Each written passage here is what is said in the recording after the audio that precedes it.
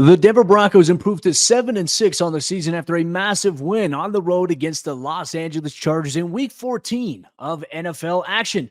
What is the storyline for this Broncos team with just 4 games remaining, and how did they dismantle Justin Herbert and the Chargers offense? We'll dive deep into that and much more here on this freshly brewed installment. Good Morning Broncos.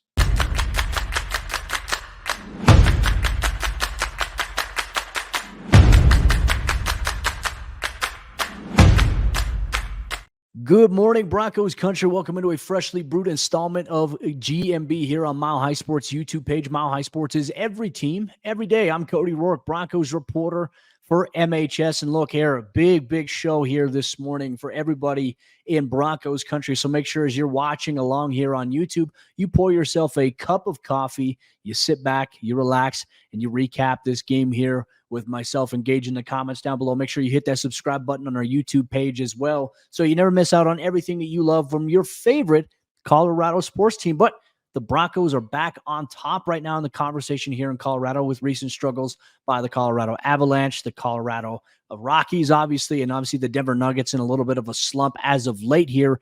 Very weird to see how the tables have turned just a tiny bit here, but obviously those seasons are still very early on in the NHL and the NBA to define this narrative. But Denver's turnaround has been impressive. They went on the road in Sunday's game, Week 14 of NFL action, and they decimated the Los Angeles Chargers to improve to 7-6 on the season here. And really the story for this game for Denver, there was the defense early on. Now the onset, the offense got the defense forced obviously a quick punt. But then one thing we saw was that the offense, their first play, it was intercepted. Russell Wilson threw a pass to Marvin Mims on an out route. Marvin did a little bit of a body adjustment, a little bit too far inside of him in terms of where the throw was at. It's got to be a little bit more outside, but it hit Marvin in the hands. Michael Davis ripped it away, and all of a sudden the Chargers, they get the ball inside the 10-yard line, and all of a sudden everyone's sitting there like, oh, dude, Denver's this is not the ideal start you want for the road. Like, that's been a narrative for them. They have not gotten off to good starts on the road. It certainly didn't indicate that. But then the Chargers, they got the ball, and they had a couple of plays. And all of a sudden, it's fourth down. Brandon Staley, as we all know, loves to go for it. Denver's defense, they held firm, and they got to stop forcing a turnover on downs. And that, in my opinion, that kind of served as the catalyst. That served as the, you know what? You can try to be fancy. You can try to be creative. We're here to play. And Denver's defense from that point forward, they didn't look back a single ounce as they ramped up the pressure on Justin Herbert and that Chargers offense. But it gave the Broncos an opportunity. It gave them life in this game where pressure was paramount against Justin Herbert, who was sacked 4 times relatively quickly in this game. Now, obviously, a story for the Chargers. Herbert would end up leaving the game in the second quarter with a finger injury. Come to find out, he fractured the right index finger on his throwing hand. He's going to undergo an MRI. More than likely, his season's going to be done for here. So that was a big blow for the Chargers. But it didn't matter if Herbert was in the game. He was under duress from the onset here by Denver's defense, led by Baron Browning, led by Jonathan Cooper, Zach Allen, Alex Singleton, Josie Jewell, Nick Bonito. I mean, Denver and Vance Joseph said, you know what? We're not going to give Justin Herbert, who's got one of the best arms in the NFL, we're not going to get him to sit back in the pocket and just try to carve us up, because CJ Stroud carved up Denver's secondary last week. Denver said, we can't have that happen here once again. So they sent the pressure and they got after him. They hit him left and right. And unfortunately, one of those hits, he went to the ground. I think he injured his finger while going to the ground there after being sacked, if I'm not mistaken, by, I think it was Zach Allen in this situation. But man, we talk about tone setter here for Denver's defense. Let's take a look at some of the key numbers from Sunday's game. Obviously, the Broncos, they win this one 24-7. We'll dive deep into the offense, defense, and everything else. Focusing here on the defense, the thing that stood out to me was just that Denver, they were ready for a lot of situations on third down. They were obviously very great on fourth down. I mean, in a game where the Chargers, who obviously have a lot of talent at the running back position, have a lot of talent at the receiver position, they were 0 for 12 on third down. Denver's defense held them to 0 for 12. That's going to improve their ranking this week as they prepare for the Detroit Lions. And on top of that, they held the Chargers to 0 for 4 on fourth down when the Chargers and Brandon Staley went for it. They were trying to be ultra aggressive, and they didn't get a single conversion there. 0 for 4 on fourth down. Hats off to Vance Joseph and the Broncos defense for what they've been able to do, how dominant they've been able to be as of late. The turnaround has been so impressive here. That's obviously a crazy stat. I don't know if that's ever happened in an NFL game before. I'll have to look into that, but holding a team to 0 for 12 on third down, holding them to 0 for 4 on fourth down, They made the Chargers' life a living hell. But on top of that, we talk about pressure. We talk about sacks. The Chargers quarterbacks between Justin Herbert and Easton Stick, they were sacked 6 times, right? 6 different players for the Broncos had a sack here in Sunday's game, including Justin Simmons, P.J. Locke, Alex Singleton, Josie Jewell, Zach Allen. You name it. Everybody was getting involved in terms of getting after quarterbacks here. That, I think, is something that stood out to me, is just how consistent was across the board at almost every level of the field. Defensive line, outside linebacker, and secondary, guys getting involved. 8 different players for the Broncos defense in Sunday's win had a pass defense as well. We talked about it here on the show. One of the bigger keys is, how do you slow down Justin Herbert and Keenan Allen? Obviously, with Herbert going out with the injury, that impacted things. But Keenan Allen was targeted 12 times. He had 6 catches for 68 yards. His longest catch of the day was for 22 yards. He was a guy that could absolutely hurt you in a big way in this game, and Denver reduced his overall effectiveness overall in Sunday's game, and Patrick Surtain had a pretty good game against him, and that was obviously a great thing to see. But we're seeing guys like Jaquan McMillan making big-time plays here for Denver defensively. That was another impressive thing to see. If I had to give a game ball, look, Denver's defense, this was a complete team win, but Jaquan McMillan, can we talk about this for a moment? In my opinion, has arguably been the Broncos MVP for the defensive turnaround since getting inserted into the nickel. Taking a look at his stats here, 5 total tackles, 1 sack that accounted for 10 yards lost. He had 2 quarterback hits, 2 tackles for a loss, and 1 pass defense in this game. And he did come free on one of those sacks. We thought it was, he knocked the ball from Easton Stick. The ball goes out. He picks it up, scoops it up, runs into the end zone.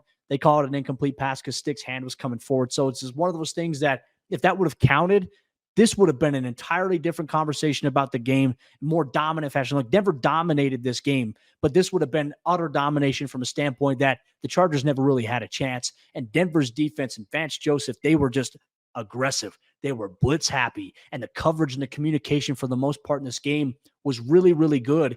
That is an exciting thing to build off of, and Denver's going to have their work cut out for them here this week, because they're going to play on Saturday, folks. Yes, that's right. Saturday Night Football. The Detroit Lions, they're going to play in primetime in Motown, and Denver's going to have to bring their A game, because the Lions are a team. They're coming off of a loss, which makes them a little bit dangerous at this point. I think they're now 9-4 on the season, and Denver's got a really good opportunity right here, especially in the thick of the AFC playoff hunt. They're still on the hunt here. They're 1 game back from the AFC West here after the Chiefs lost to the Buffalo Bills on Sunday. A win plus a Chiefs loss would put Denver into first inside the AFC West on Saturday. And obviously, you'd have to factor in what's the outcome of the Chiefs game in terms of where they're at on Sunday. But Denver's got a great opportunity here, folks. And look, four games remaining. Detroit, Christmas Eve against the New England Patriots, another game against the Chargers, who are more than likely going to be without Justin Herbert for the season, and then the Raiders, who lost 3-0 to the Minnesota Vikings at home this past weekend. Denver's got a great chance here, folks. And look, they got to take it week by week, but they are in firm control here after a 1-5 start. Denver's turnaround, even if they don't make the playoffs this season, Denver's turnaround has been impressive. It can't be discounted. I mean, I don't think you can ever look at that. What Sean Payton has done for this team has stood out in a big, big way here for the Broncos. Now, the offense overall had some struggles in Sunday's game, but they found a way to redeem themselves when it mattered most. What do we mean by that? We'll take a look at the offensive performance and what Russell Wilson did effectively to help the Broncos secure this victory in Sunday's game. You'll get all that action here on today's episode of GMB. Real quick, let me tell you about Superbook Sports, the sponsor of today's episode of the show. Refer a friend and earn a $50 bonus this season with Superbook Sports. Superbook is the most trusted name in sports wagering, and you don't want to miss the Refer a Friend bonus. All you need to do is click on the Refer a Friend link under your profile in the Superbook app, share the promo code with friends, and you will get a $50 bonus for everyone who registers using your code. So win money wagering and win money referring this season with Superbook Sports. Visit superbook.com for terms and conditions. Gambling problem? Call 1-800-GAMBLER. What's up, guys? Kim Becker here with Mile High Sports. Make sure you guys are following us on social media so that you never miss a Mile High Sports daily. Monday through Friday morning, we'll post a video hosted by me catching you up on everything you need to know when it comes to sports right here in the Mile High State. TikTok, Twitter, Instagram, Facebook, YouTube, you name it, we're there, and we've got you covered for everything Colorado sports. Always love Kim's insight. Make sure you check out her daily every single day here on Mile High Sports YouTube page, plus our Mile High Sports socials on Instagram and Twitter, if people still use that website these days. But anyways, What did the Broncos offense do on Sunday? We mentioned a little bit of the abysmal start there. The first play of the game, Russell Wilson was intercepted, kind of a simultaneous thing between, a bad throw by him, but also Marvin Mims not securing the catch, and it led to a takeaway. Denver's defense got the ball back for them, got the stop. So it kind of negated that there. But I think the biggest key for Denver coming into this week was, third down was an issue after going 0 for 11 on third down against the Houston Texans last week in their loss there. Denver didn't necessarily have a great start when it came to the third down department, though they finished the game 8 of 17. One of the things about this Broncos offense is they really leaned on, they knew that Sean Payton coming into it was like, our defense is playing really well. They're getting the ball back. Let's try to run the ball here. Javonte Williams leading the way for Denver, 17 carries for 66 yards and 1 touchdown. And really, I think a big part of that in terms of the idea and the formula for the Broncos through the first 3 quarters of play here, Denver got the ball back and they got an interception, got on the 3-yard line of the Chargers. Javonte Williams punched it in from 3 yards out, and Denver kicked a field goal, obviously right before halftime to go up 10-0.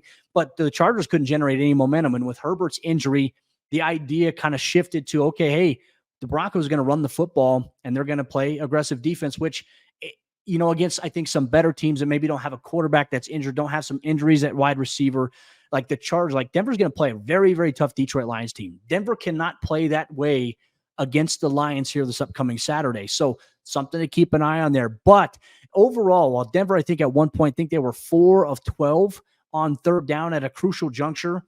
Denver at one point of the game, obviously with the momentum, 17-7, Chargers go down and find some rhythm quickly from Easton Stick to obviously, Quentin Johnson having a big catch downfield for 57 yards, Austin Eckler punching it in for a touchdown. All of a sudden, it's a 10-point game. There's 10 minutes and 26 seconds left in this game.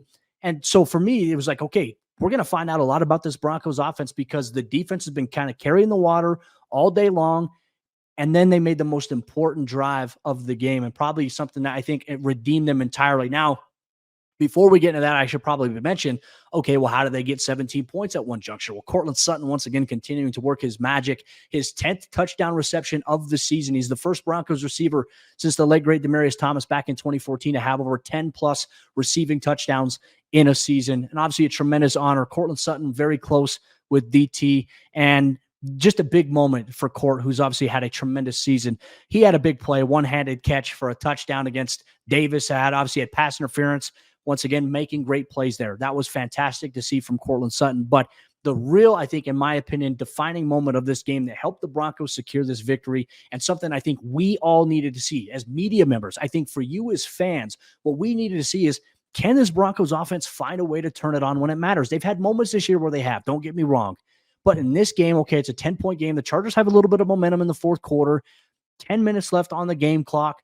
What are you going to do? Denver was punting the football away. They weren't having a lot of success. They were just trying to milk the clock, and that wasn't working for them. So on Denver's ensuing possession, after the Chargers scored to cut the deficit to 17-7, Russell Wilson and the offense, they orchestrated a 13-play, 75-yard drive that capped off with a wide-open touchdown catch from Adam Troutman to really kind of solidify this 24-7 victory. But what stood out to me in that was that Denver, who had struggled on third down on that specific drive that ended in a touchdown on a 13-play drive, there were 4 third down situations. Denver was 4 for 4 in converting on those third down situations, and they were smart. They were getting yards after the catch from Adam Troutman. They were getting guys involved like Samaje Perine, Cortland Sutton, once again, Jerry Jeudy. And all of a sudden, things were like, you know what? For what we could have described, the Broncos won, but the offense looked terrible. That was the theme going into the fourth quarter. Sean Payton, I don't know what he did. I don't know what the Broncos did. Obviously, Russell Wilson, the offensive line, that executed relatively well here. We needed to see that type of drive from them. And they came out and they marched downfield. They took 7 minutes and 26 seconds off of the clock specifically on that drive while converting 4-4 on third down and ultimately leading to a touchdown catch there from Troutman to really kind of put it away. To me, that was what I needed to see here from this Broncos team. We know that they can flip it. We know that they can turn it on. That was a promising sign there. And look, you got to just hope you can continue to get better. Jerry Jeudy didn't have the best day. He got torn up on social media. Obviously, there was a catch where he kind of body adjusted, rushed through it toward the sideline on a deep ball. He couldn't get both feet in, and obviously it went through his hands there. He got blasted for that. He had a touchdown catch in the second quarter right before the end of halftime. was not able to get that second foot down and was criticized and torn apart on social media for not dragging his back foot. In my opinion, look, Jerry didn't have his best game, but you need to still go to him, right? And I think next week you need to just go to him because he's getting open. He can make these plays. Just because he didn't make them in this game doesn't mean that you completely phase him out of the game plan. You go back to him. You show him that, hey, you know what? You didn't get it this week. We're going to go back to it. It's there. We have things we can build on.